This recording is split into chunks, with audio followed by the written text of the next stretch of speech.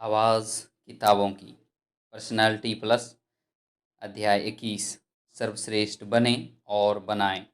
कुछ युवा और अधेड़ व्यक्ति प्रयत्न करने पर भी उन्नति नहीं कर पाते हैं या प्रेम में असफल हो जाते हैं। यहाँ प्रेम का आशय स्त्री पुरुष के प्रेम से है। ऐसे लोग अपनी असफलताओं से कुछ सीखने के बजाय दुर्भाग्य या भगवान को कोसने लगते हैं। वे अपने जीवन से निराश होकर प्रयत्न करना छोड़ देते हैं या अपने जीवन का ये अंत करने की योजना बनाने लगते हैं। ये दोनों ही दृष्टिकोण गलत, दोषपूर्ण और भ्रामक है। आपके द्वारा प्रयत्न को त्याग देने से स्थिति बद से बदतर हो सकती है। इसी प्रकार अपने जीवन का अंत करने से भी समस्याएं नहीं सुलझती, बल्कि और ज़्यादा पेचीदा और दुखद बन जाती है। पहली बात तो यह कि आत्महत्या करने की योजना 100% सफल होगी, यही संदेहपूर्ण है। संभव है कि आत्महत्या करने वाला पूरी तरह मरने के बजाय अधमरा रह जाए, परिवार समाज के तानों और हंसी का पात्र बन जाए, जिससे परिस्थितियां पहले से कहीं जटिल और दुखद रूप धारण कर ले। दूसरी सबसे महत्वपूर्ण बात यह है कि परमात्मा और प्रकृति ने आपको इस संसार में कुछ निश्चित कर्मों को पूरा करने के लिए भेजा है।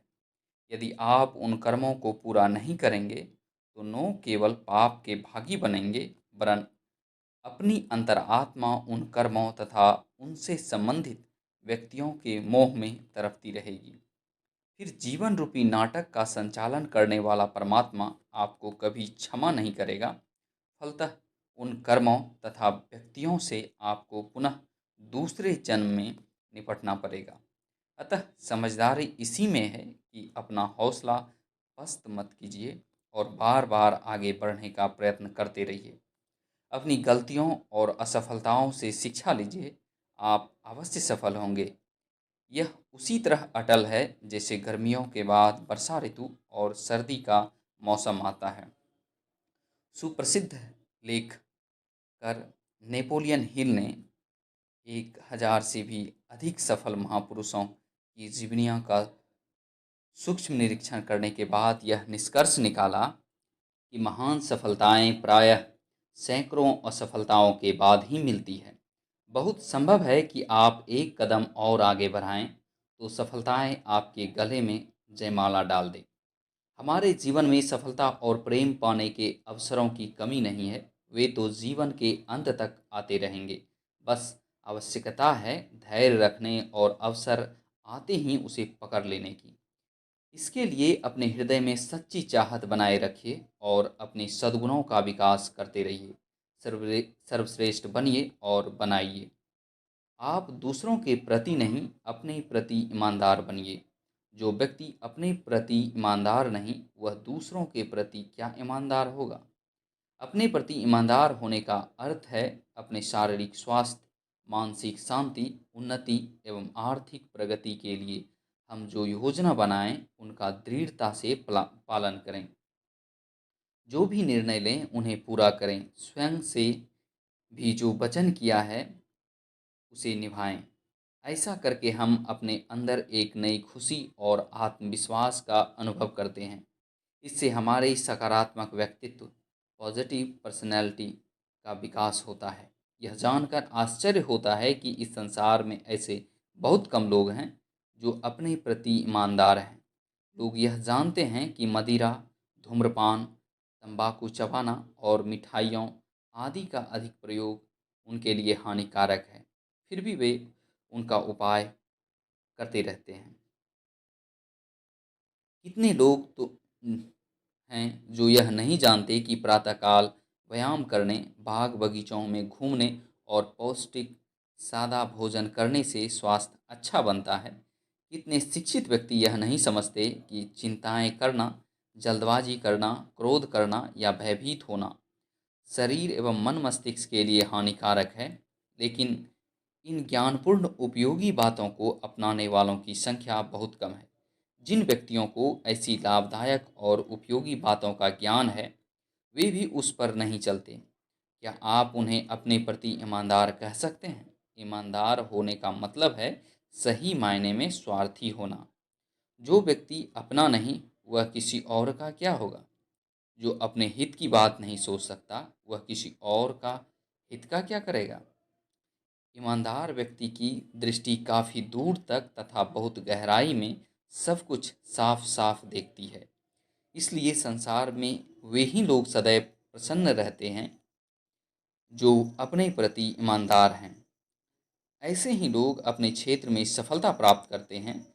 आइंस्टीन हो या महात्मा गांधी अथवा कोई अन्य पुरुष, आप पाएंगे कि वे अपने प्रति ईमानदार रहे हैं। उन्होंने स्वयं को कभी धोखा नहीं दिया।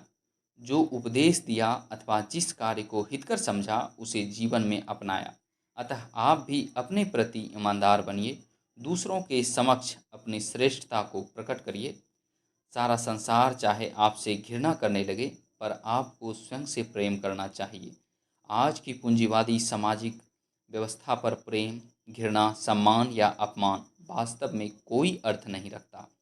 इसका कारण यह है कि आज के संसार में 99% मामलों में किसी व्यक्ति के प्रति जो सम्मान या प्रेम दिखाया जाता है, वह इस तथ्य पर निर्भर करता है कि उसके पास कितना धन, राजनीतिक शक्ति और सत्ता है। यह अपार धन संपदा या राजनीतिक शक्ति उसने किस प्रकार प्राप्त की है, इस प्रश्न की ओर किसी का ध्यान नहीं जाता। धनवान और सत्ताधारी लोग जिन कलाकारों, वैज्ञानिकों आदि को ऊंचा समझते हैं, उन्हें ही बड़े बड़े पुरस्कार एवं पद मिलते हैं। लेकिन ऐसा भी नहीं है कि सच्चे लोगों को सम्मान न मिलता हो, पर वह मिलता बहुत देर से है। उन्हें अनेक प्रकार की कठिनाइयों और अग्नि परीक्षाओं से गुजरना पड़ता है। अतः अपने बारे में दूसरों के विचारों, सम्मित सम्मतियों और मूल्यांकन पर अधिक ध्यान मत दीजिए। उनमें जो अच्छा हो उसे ग्रहण करिए और बुरे को छोड़ दीजिए। दूसरों की निंदा के बावजूद स्वयं से प्रेम करिए। स्वयं से प्रेम करने का वास्तविक अर्थ है अपने शरीर तथा मन मस्तिष्क को स्वस्थ एवं प्रसन्न रखने के लिए सदैव प्रयत्नशील रहना। जो भी विचार, वस्तुएं या आदतें आपके शरीर को हानि पहुंचाती है अथवा आपके मन मस्तिष्क के संतुलन एवं शांति को नष्ट करती है, उनसे दूर रहना। अपने समय पर का पूरा सदुपयोग करना, अपने लक्ष्य को पाने के लिए सतत प्रयत्नशील रहना और सदैव प्रसन्न रहना। अपने सकारात्मक व्यक्तित्व का निर्माण करना, स्वयं से प्रेम करना ही है, यही श्रेष्ठता की निशानी है। जब हम स्कूल जाते हैं तभी से हमें दूसरों के साथ प्रतियोगिता करनी पड़ती है। यह प्रतियोगिता खेलकूद और शिक्षा के क्षेत्र में होती रहती है। फिर आगे चलकर वस्त्राभूषण, मकान, नौकरी एवं व्यापार आदि क्षेत्र में चलती रहती है। जब हम प्रतियोगिता में दूसरों से जीत जाते हैं तो हमें हार्दिक प्रसन्नता होती है और हारने पर हमें रंज और मलाल होता है। इसी प्रकार दूसरों की प्रशंसा से हमें सुख मिलता है और निंदा से दुख।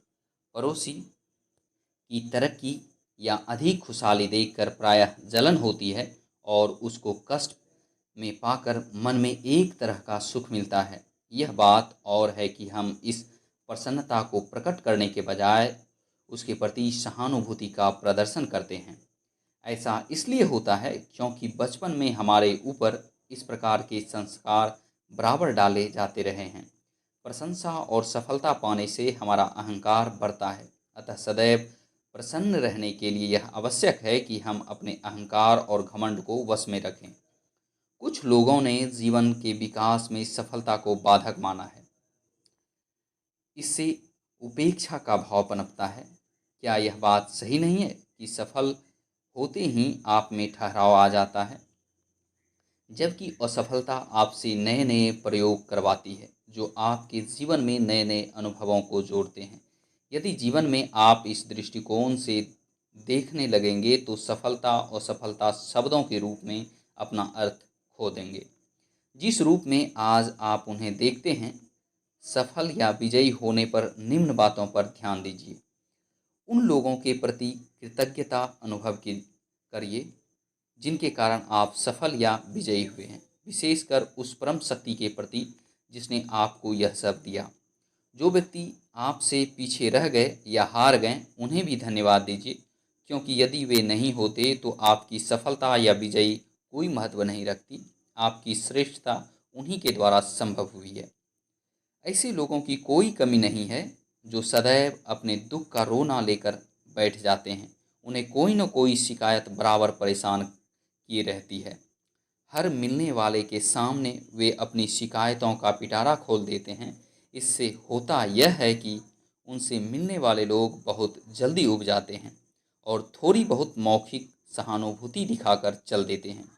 धीरे धीरे वे ऐसे व्यक्ति से मिलना जुलना बंद कर देते हैं या पीठ पीछे उनकी हंसी उड़ाते हैं। आप शिकायत करते समय स्वयं से यह प्रश्न करें कि आप ऐसा क्यों कर रहे हैं। आप शिकायत के लिए शिकायत करना चाहते हैं या जो शिकायत आपको है आप उसके कारण को समाप्त करना चाहते हैं। यही दृष्टिकोण आप दूसरे व्यक्ति की शिकायत को सुनते हुए समय अपनाएं। आपको यह जानकर हैरानी होगी कि शिकायत करने वाला व्यक्ति शिकायत संबंधी कारणों को हटाने में आपकी कोई सहायता नहीं कर रहा है। यह दृष्टिकोण अच्छा नहीं है। रचनात्मकता, आलोचना और निंदा चुगली में इसी मायने में अंतर है। हमें यह ध्यान रखना चाहिए कि संसार में ऐसा कोई व्यक्ति नहीं है जिसे कोई दुख या शिकायत न हो। सबसे पहले यह जांचना अच्छा होगा कि हमारी शिकायत या दुख वास्तव में उचित है या नहीं, अथवा उसे दूर करने के लिए क्या उपाय किए जा सकते हैं या उसके लिए आप क्या कर सकते हैं, और शिकायत या दुख को दूर करने के संबंध में कौन व्यक्ति सही सलाह दे सकता है। यदि आपको अपनी संस्था या नियोक्ता से कोई सही शिकायत है तो उसे एक कागज पर लिख डालिए। उस शिकायत को दूर करने के लिए उचित कदम क्या हो सकते हैं, इस बारे में अपना सुझाव भी लिखिए। फिर किसी पुराने और विश्वसनीय कर्मचारी से मशवरा करके उचित अधिकारी को अपनी शिकायत लिखित रूप में दे दीजिए। शिकायत दूर करने में समय लग सकता है, अतः उसके दूर होने की प्रतीक्षा करिए। अपने स्वास्थ्य, धन, घरेलू विषयों जैसी शिकायतों की चर्चा सभी से करना उचित नहीं है। उसे आपको अपने परिवार के सदस्यों के साथ मिल बैठकर ही निपटाना होगा। इसके लिए उचित है कि आप सही समय और स्थान देखकर उन लोगों से वार्तालाप करें। इस समय में केवल मुख्य समस्या पर ही ध्यान दें और पुरानी बातों को लेकर न बैठ जाएं। अपने से छोटों के सुझाव पर भी विचार करें, उनके सुझाव आपके लिए लाभदायक हो सकते हैं। इस संसार में बहुत से ऐसे लोग हैं जो अपनी आयु का अधिकांश भाग बीत जाने पर भी जागृत नहीं हुए हैं। उन्होंने अपनी शक्ति और योग्यता का बहुत ही कम उपयोग किया और इसी कारण वे मध्यम दर्जे के रह गए। उनकी सर्वोत्तम शक्ति और योग्यता इतनी गहरी सो गई कि वे उसे जगा ही नहीं सके। ऐसे लोगों से मिलने पर आपको पता चलेगा कि उनमें भी महान शक्तियाँ छिपी हुई थी, लेकिन वे शक्ति कभी प्रयोग में नहीं लाई गई। उनकी वे शक्तियाँ उनके भीतर ही घुटकर रह गई। बहुत समय पहले की यह घटना है जिसे समाचार पत्रों में प्रमुखता से छापा गया। घटना थी कि 15 वर्ष की आयु होने पर भी एक लड़की की मानसिक विकास केवल एक शिशु के समान ही हुआ और केवल कुछ वस्तुएं ही उसे आकर्षित कर पाती थी। वह सदा निष्क्रिय सी पड़ी रहती थी तथा अपनी आयु की लड़कियों से भिन्न क्रियाएं करती थी। एक दिन उसने गली से आती संगीत की ध्वनि सुनी तो अकस्मात ही उसकी संपूर्ण चेतना जागृत हो गई। उसे अपना वास्तविक स्वरूप प्राप्त हो गया। उसकी सोई योग्यताएं जाग उठी और कुछ ही दिनों बाद उसने अपनी आयु के अनुकूल मानसिक विकास प्राप्त कर लिया। इसी प्रकार हम में से अनेक व्यक्तियों में भी ऐसी ही अपार शक्ति छुपी हुई है। यदि हम उसे जगा दें तो हम अनेक अद्भुत एवं अद्वितीय कार्य कर सकते हैं। चेतना की जागृति का एक अन्य उदाहरण इस प्रकार है। यह वृतांत एक क्लर्क का है जो अल्प बुद्धि का था और केवल 125 रुपये मासिक वेतन पाता था। एक दिन उसने शिक्षा के संबंध में एक भाषण सुना तो उसकी दिलचस्पी शिक्षा में पैदा हुई और वह पढ़ने लगा। विभिन्न कक्षाओं की पुस्तकें इस आयु में भी उसने इंटर पास किया, फिर बीए और उसके बाद एमए तक जा पहुंचा। एमए की परीक्षा में वह अपने क्षेत्र में सर्वप्रथम आया। इसके बाद इंग्लैंड चला गया, जहां विश्वविद्यालय में ने उसे डॉक्टरेट की उपाधि प्रदान की और उसे अपने यहाँ साइकोलॉजी का प्रोफेसर बना दिया। ऐसे अनेक लोग हैं जो इस संसार में रहते हुए कभी अपनी सफलता की संभावनाओं के बारे में विचार ही नहीं कर पाए, किंतु अधेर हो जाने पर जब उन्हें अपने भीतर छिपी योग्यता और शक्ति का आभास हुआ तो वे जाग उठे। उनके भीतर उत्साह का सागर ठाठें मारने लगा। ऐसा तब हुआ जब उन्होंने कोई प्रेरणादायी पुस्तक पढ़ी या कोई विचारोत्तेजक भाषण सुना। तब उन्होंने अपने सम्मुख अपने उद्देश्य को निश्चित किया और आत्मविश्वास के सहारे अद्वितीय सफलता प्राप्त की। उन्होंने अपने व्यक्तित्व को इतना सकारात्मक बनाया कि लोगों ने दांतों तले उंगलियां दबा ली।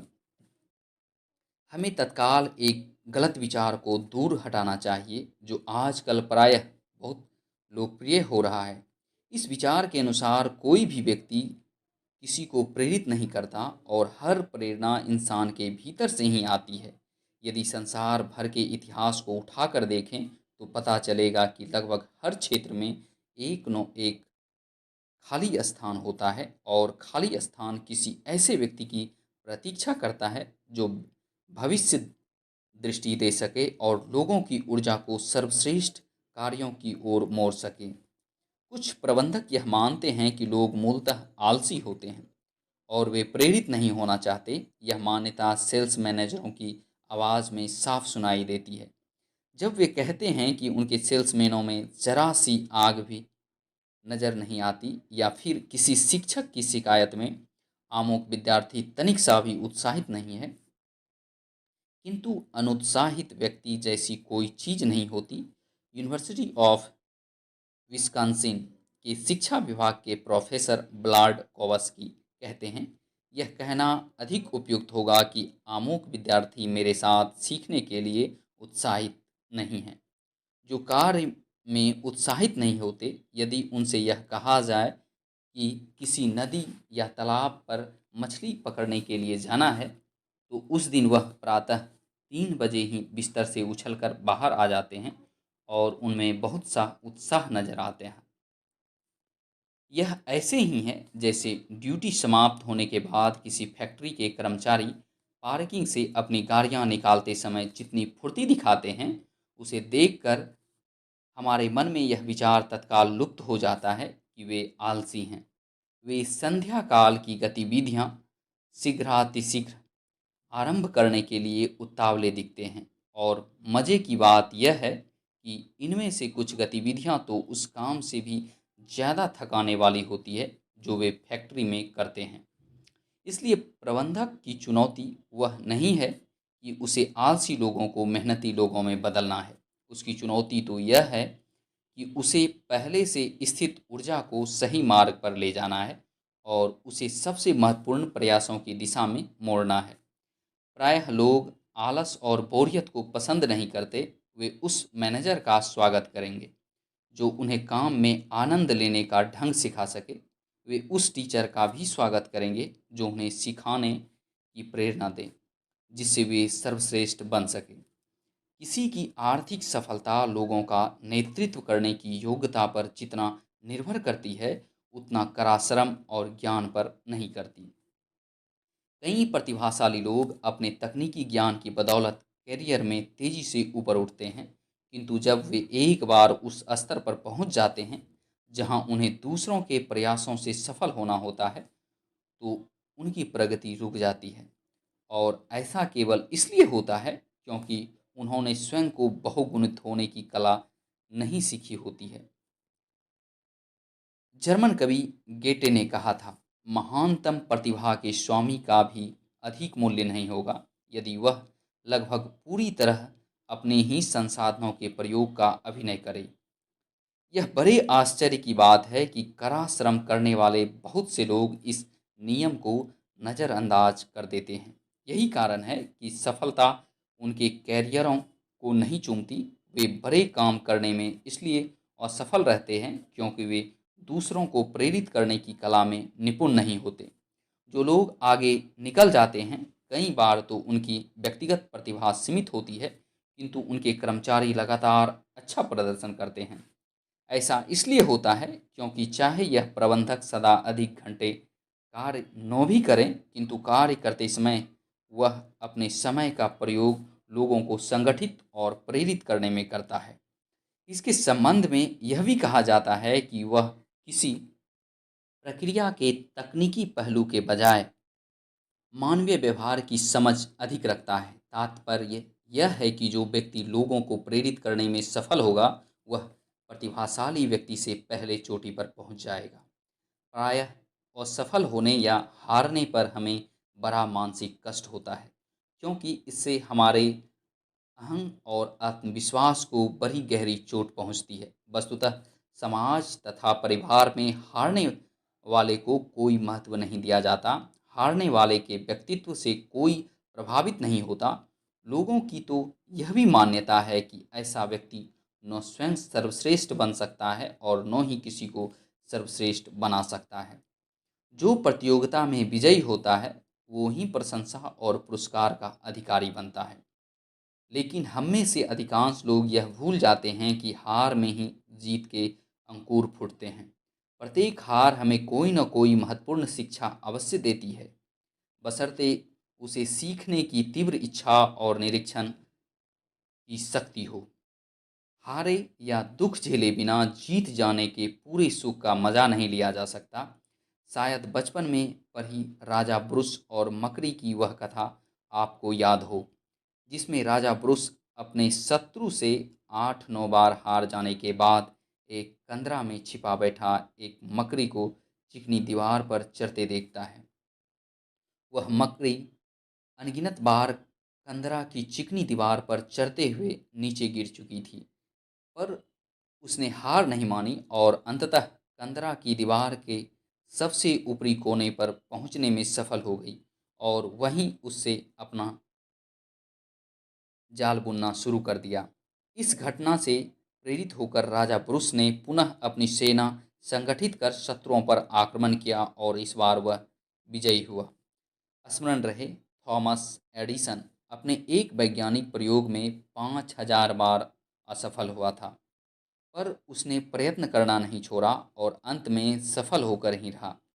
संसार का कोई भी ऐसा महान वैज्ञानिक, राजनेता, समाज सेवक, साहित्यकार या कलाकार नहीं जिसने जीवन में असफलताओं का सामना न किया हो। अतः असफलता के सूत्रों को पहचानने का प्रयत्न करें। विश्वास रखें, एक दिन आप अवश्य ही सफल होंगे। जो लोग हारने के बाद भी साहस नहीं छोड़ते, उनके लिए हार भी जीत बन जाती है। निश्चय ही आप जीतेंगे, सफल होंगे और समृद्धि को प्राप्त करेंगे। आप अपनी सफलता तथा विजय पर पूर्ण विश्वास रखिए। आपका दृढ़ विश्वास और मुस्कुराता हुआ चेहरा ही आपकी सबसे बड़ी विजय है। हार या जीत मन से होती है, बाहरी स्थितियों से नहीं। जो हार को भी हार की तरह सीना तान कर पहन लेता है, वास्तव में वही विजेता है। इसलिए हार को भी जीत में देखिए और सफलता में सफलता खोजिए। आपकी सफलता आपको आश्चर्य में डाल सकती है।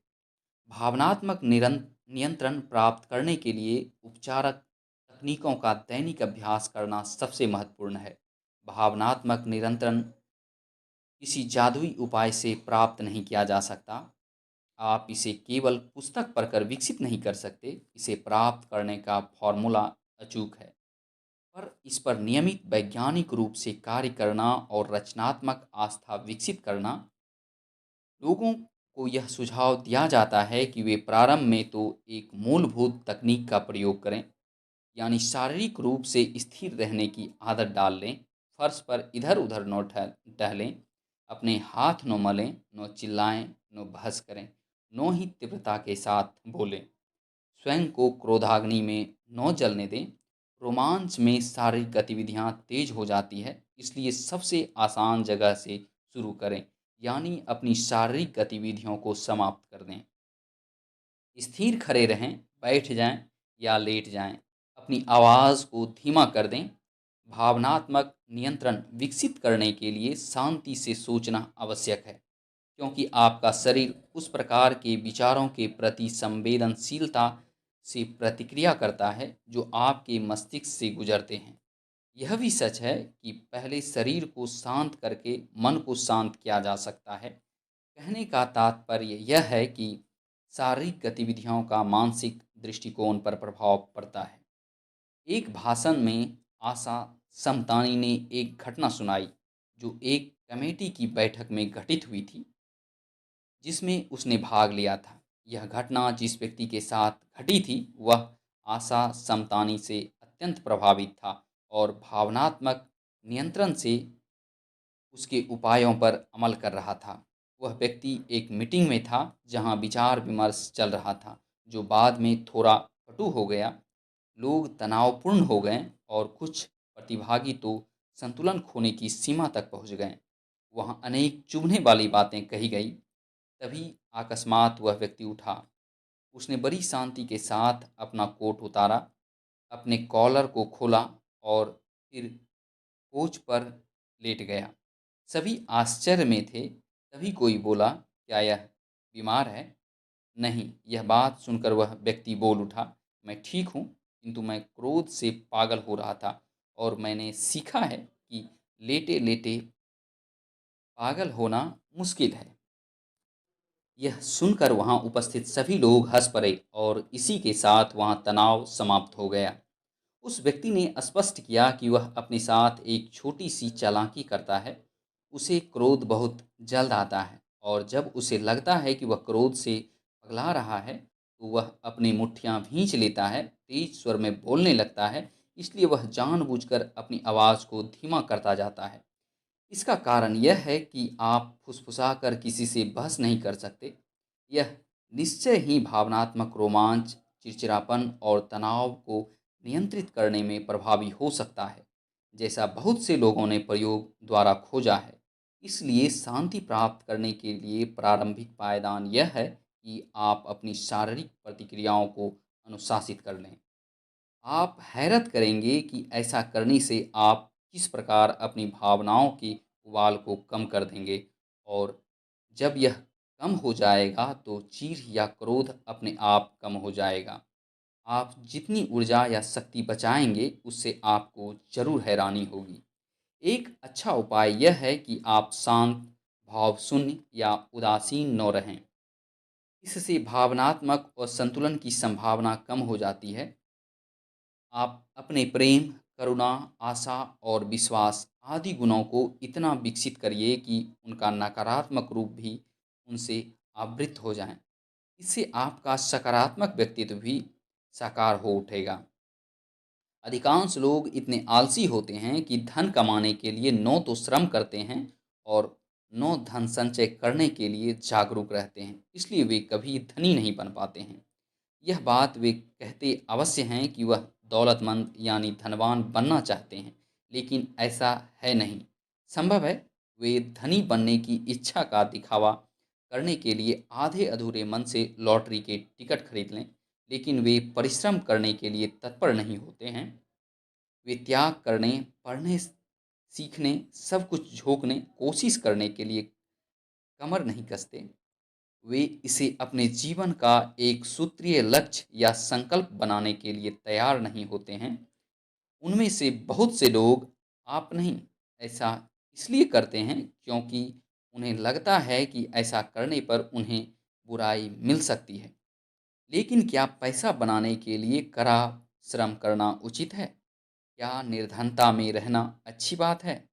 वस्तुतः इस बात पर निर्भर करता है कि आप धन क्यों चाहते हैं और इससे क्या करना चाहते हैं। अधिकतर लोग श्रमशील नहीं होते। हाँ, वे धन की अभिलाषा तो रखते हैं, लेकिन तभी जब यह संयोग, भाग्य या प्रारब्ध से मिल जाए, तब उन्हें कोई दिक्कत नहीं होती है, क्योंकि तब इस पर पसीने, काम, जुनून और एकाग्रता का धब्बा नहीं लगता है। यदि आप संसार के धनी व्यक्तियों को अपना रोल मॉडल माने तो उन सब में एक समानता पाएंगे कि वे सब अत्यधिक कड़ा परिश्रम करते थे।